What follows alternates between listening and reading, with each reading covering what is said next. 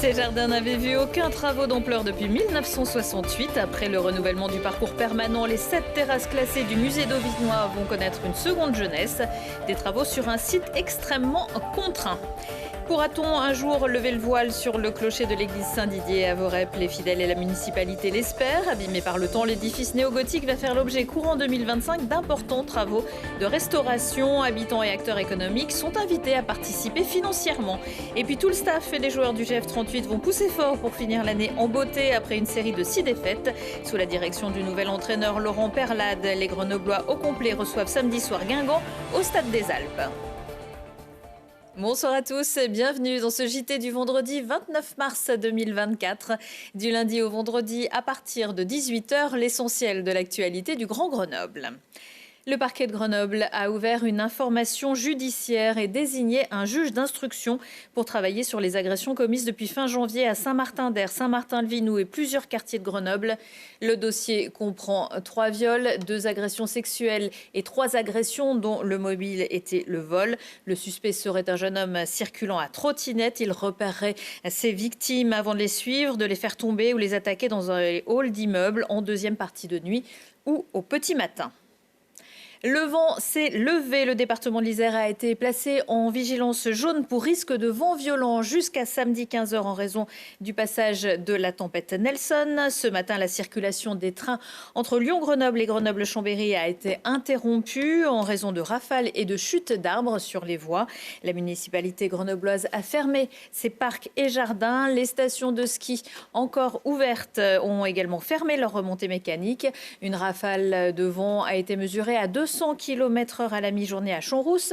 Une situation qui se double d'un nuage de poussière du sable du Sahara qui va perdurer jusqu'à dimanche. C'est un peu notre Babylone à nous, surplombant Grenoble et sa rivière. Les terrasses du musée dauphinois sont l'un des lieux les plus agréables de la capitale des Alpes pour flâner. Seulement, les ravages du temps sont passés par là et tout ça avait bien besoin d'un petit coup de neuf. De vastes travaux sont actuellement entrepris et par le département de l'Isère. Camille Avon. Les jardins du musée dauphinois renaissent. Surplombant Grenoble, les jardins de l'ancien couvent devenu aujourd'hui un musée sont réaménagés. Depuis 1968, aucun travaux d'ampleur n'avait été mené sur le site. Alors avec le temps, certaines normes d'accessibilité n'étaient plus respectées. Plantation d'arbres, création d'un jeu d'échecs géant ou encore permettre l'accès aux personnes à mobilité réduite, le chantier a pour but d'embellir et de valoriser les jardins de l'un des 11 musées départementaux. Musées départementaux dans lequel nous avons une attention particulière pour les jardins. Il y a bien sûr Visil que tout le monde connaît avec son parc. Il y a le musée Hébert sur lequel nous développons aussi le parc. Il y a le petit jardin de Saint-Antoine-l'Abbaye et puis ici les jardins du musée dauphinois. Des nouveaux jardins que les 70 000 visiteurs annuels du musée pourront contempler. Un chantier vaste mais également compliqué puisque l'accès aux 7 terrasses est restreinte. 18 mètres de dénivelé séparent la terrasse du haut de celle du bas. Alors pour transporter les matériaux plus facilement et rapidement, des opérations d'élitreuillage ont lieu. Mais ce n'est pas tout, d'autres moyens ont été trouvés pour faciliter les travaux. On s'est servi de pèse araignées, de treuils. En fait, il a fallu être très ingénieux. C'est pas un chantier comme d'habitude, c'est un chantier sans accès. Mais ce n'est pas tout. Les équipes chargées de la rénovation doivent veiller à ne pas dénaturer le site car celui-ci est classé au titre des monuments historiques, une contrainte supplémentaire. C'est un jardin classé, c'est très rare. En général, on classe les bâtiments, donc c'est une protection très forte. Sauf que nous, on travaille sur le vivant. Donc c'est pas évident de travailler sur quelque chose de classé, donc qui est mis sous cloche, et de travailler avec le vivant. Une seconde intervention débutera en 2026 pour permettre de rendre l'entièreté du musée accessible. Le coût total des travaux s'élève à près de 1,2 million d'euros.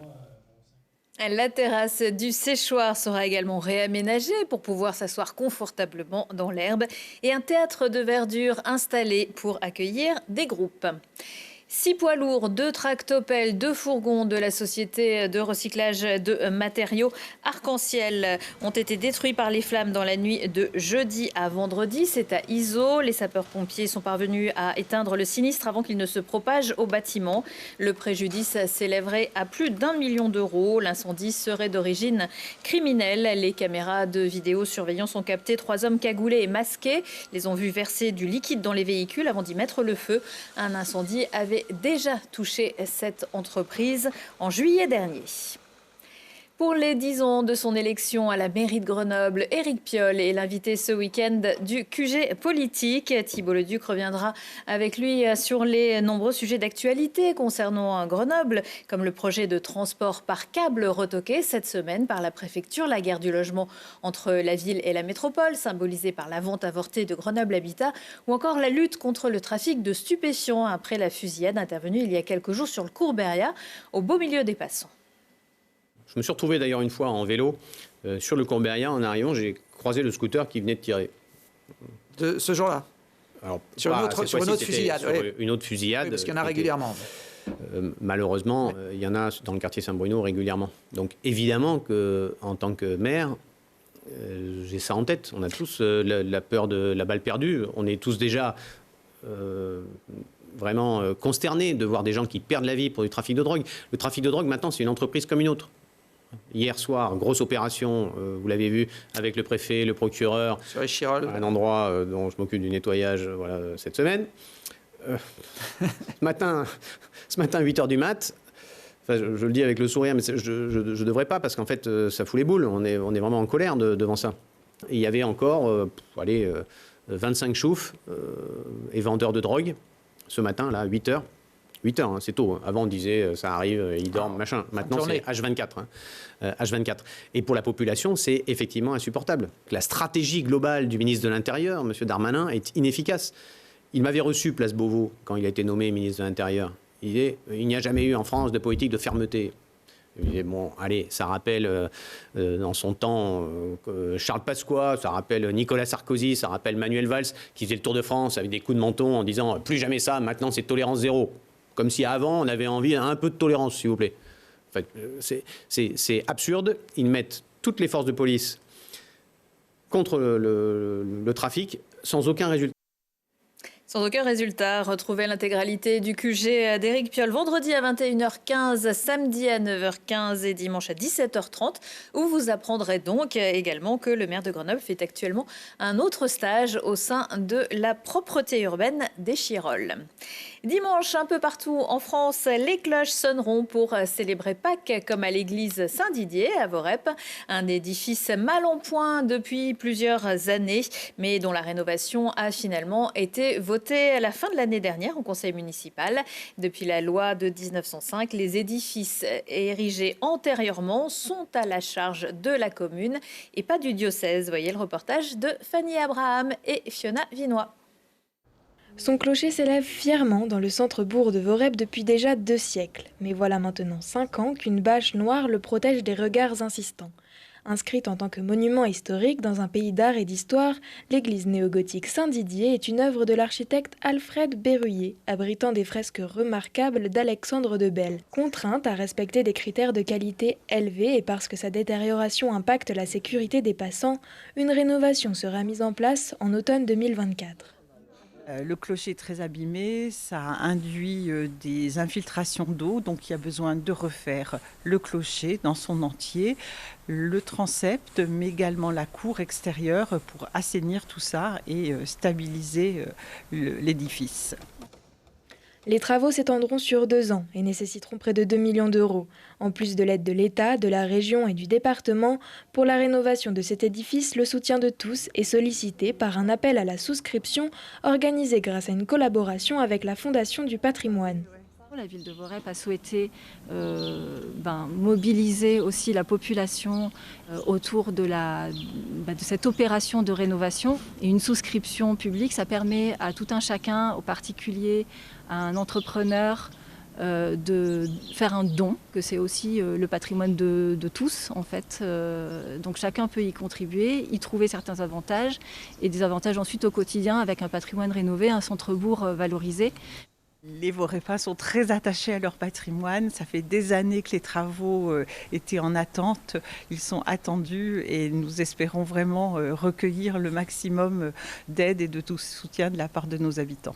Les outrages du temps et d'un incendie au siècle dernier ont ajouté quelques rides à cette église qui s'apprête à faire peau neuve. Malgré cela, pas d'impact pour les fidèles habitués de ce lieu de culte qui pourront toujours s'y rendre pour assister aux offices prévus. Nul n'est prophète en son pays. Le salon de l'escalade, qui avait accueilli plus de 230 exposants et 5000 visiteurs en septembre dernier à Alpexpo, va quitter Grenoble. Après 2 éditions dans la capitale des Alpes, les organisateurs prévoient une prochaine édition les 11 et 12 janvier 2025, porte de Versailles, à Paris. Ils justifient leur choix par le nombre inégalé de lieux de pratique dans la capitale et le réservoir très important de néo-pratiquants, sans oublier la proximité de Fontainebleau. En avant Grenoble, le GF38 recevra Guingamp samedi soir au Stade des Alpes pour le compte de la 30e journée de Ligue 2 de football. Le premier match officiel du nouvel entraîneur, Laurent Perlade, qui après 6 défaites consécutives espère relancer la machine. Le groupe est au complet avec le retour des blessés et des internationaux. Le GF38 est pour l'instant 10e, mais à 3 points de la 5e place. On a 9 matchs à faire. Soyons là en entier. Les 9 matchs ne se feront pas avec 11 mecs, quoi. Les 9 matchs se feront avec 21 mecs. J'aimerais que mon équipe elle me ressemble. J'aimerais qu'elle montre son âme dans ce stade, qu'elle soit convaincante. Je ne parle même pas de jeu, hein. Je parle d'esprit. Qu'elle soit convaincante dans l'esprit et que les gens se disent « ouais, ça nous ressemble ». Ça m'intéresse. Non, je regarde pas le classement aujourd'hui. Ce qui m'embête, c'est plus les défaites, les résultats du présent. Nous, aujourd'hui, je ne saurais même pas dire notre classement. C'est pas le plus important. C'est notre dynamique. Notre dynamique, elle est catastrophique. Donc voilà, il faut qu'on ait une prise de conscience. Et là, aujourd'hui, c'est pas que les qualités des mecs, c'est l'orgueil. Qu'on montre qu'on n'a plus envie de perdre. Et que surtout, on a envie de gagner, on a envie de marquer des buts. Malheureusement, là, notre série du moment, elle gâche un peu tout ce qu'on a fait en début de saison. Donc, c'est frustrant, mais il faut se dire que voilà, la saison, c'est comme ça. Il y a des cycles. En ce moment, on est dans un mauvais. Il faut réussir à faire changer la tendance.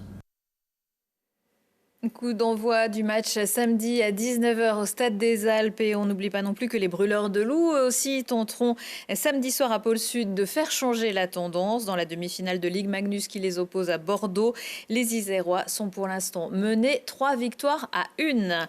Quelques idées de sortie pour rire. Pour commencer, Blandine Théou se produira samedi soir à l'Espace Navarre de Champs-sur-Drac dans son spectacle qui a pris naissance pendant le confinement comme son 2e enfant. Une situation qui lui a donné matière à écrire son stand-up « La vie de ta mère » où l'on découvre une Blandine décomplexée qui revient avec dérision sur son couple, ses grossesses, la parentalité, son rapport au corps et la nourriture.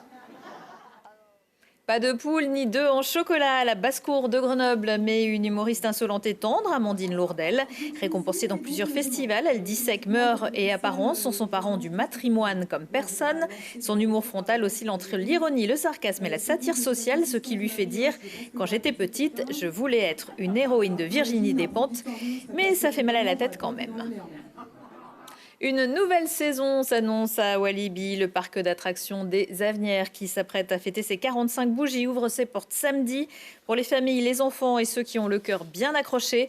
Mais pour monter dans la nouvelle attraction à sensation Maouka et découvrir le nouveau spectacle Le pouvoir de Gaïa, il faudra attendre le mois de juin. Retour de l'actu dans 1 heure et en replay sur télégrenoble.net. On se quitte en musique. Entre 2 chasses aux œufs, les détours de Babel, le festival des musiques nomades en Isère programme leur 2e brunch musical lundi à Fort-Barreau avec Mieko Miyazaki et le quatuor Yako, l'ensemble Zakuska ou encore Lagon Noir. Pas de blague, après Pâques et le 1er avril, on se retrouve pour une nouvelle édition mardi. Excellent week-end à tous. Même. L'endroit mon tape à pattes sur mon des pieds en racine. Moi t'es pour perdre si mon pâte à pâte en rond roulé comme un volet.